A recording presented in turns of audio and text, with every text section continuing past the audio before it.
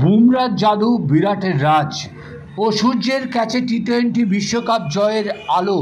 দীর্ঘ 17 বছর পর আক্ষেপ মুছে আবারও ভারত বিশ্বকাপ ঘরে তুলে অমর কাব্য তৈরি করল রোহিতের দল। ভারতের 176 রানের জবাবে দক্ষিণ আফ্রিকা থামল 169-এ। 7 রানে জিতে 2007 সালের পর আবারও টি-20 বিশ্বকাপ ঘরে তুলল ভারত। জয়ের আনন্দে মেতে উঠল গোটা দেশ।